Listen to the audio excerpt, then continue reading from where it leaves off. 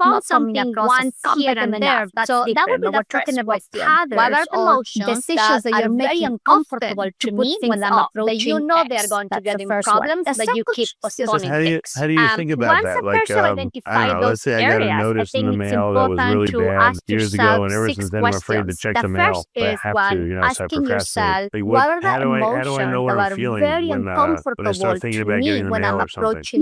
This particular task or conversation. If a person has a difficulty identifying the emotions, so what you may want to check is what I am sensing in my body right now. And you can even do briefly scan with some emotional struggle as well. Usually it's going to be a form of anxiety, my shoulders, on my back, my stomach, on my rejection.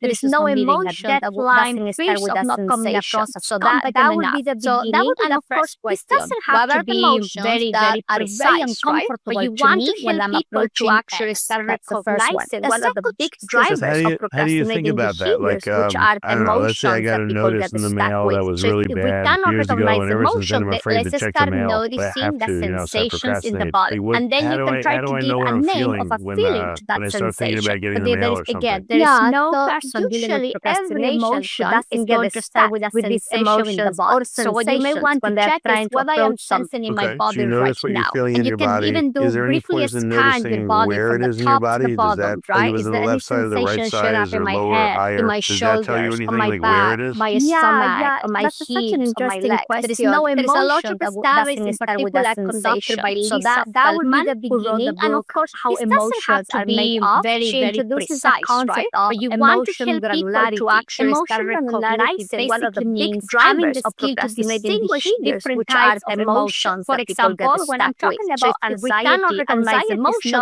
let's start noticing the sensations of anxiety. And then you can try to give a name of a feeling to that sensation. But there is no person dealing with procrastination who doesn't get stuck with these emotions or sensations when they're trying to approach something. Okay, so you notice what you're feeling in your body. Is there any person noticing where it is in your body? Does that tell you is it the left side, the right side, or lower, or higher? Does that tell you anything like where it is? Yeah, that's such an interesting question. There's a lot of studies which is going to help you to choose to stop the procrastinating cycle. Emotions are made of. She introduces the concept of emotion granularity. Emotion granularity basically means having the skill to distinguish different types of emotions. For example, when I'm talking about anxiety is not a single type of emotion. They're like shades of anxiety, like shades of fear. And then how do you change it for another emotion? Yeah, I think in the case of procrastination, because it's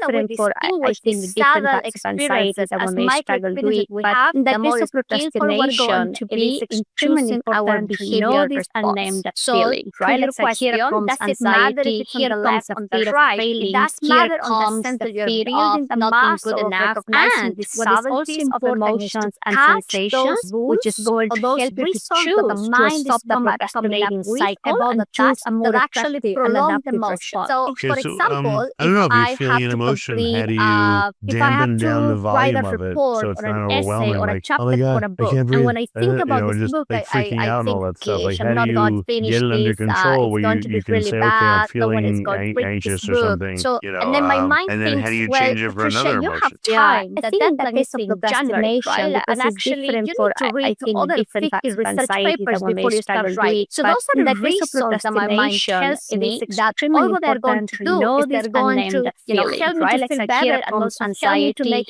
impulsive decisions, right? There's a lot of reasons that come that what they do, they calm our emotions down or sometimes they amplify it. In the case of procrastination, they usually help us as a way to avoid the approaching the task that actually prolong us stuck again in the cycle of procrastination. So it is important to notice and name the feeling, the sensations, and knowledge and for a book. And when I think about this book, it's also important to ask yourself the second question: what are the reasons and rules that my mind is coming up with about this task? And then my mind thinks, well, Patricia, you have time that thinking with emotion, right? And actually, you need to read other 50 research papers before you start writing. So those are the reasons that my mind tells in the moment. They feel good in the moment. When I tell myself that deadline is in January, I still have to read 25 more papers. Decision, right? There's a lot of reasons that I actually can do it next weekend. When I convince myself sometimes that this is a good enough in the case of procrastination, they usually help us as a way to avoid this book, approaching the task. The more that I think that way,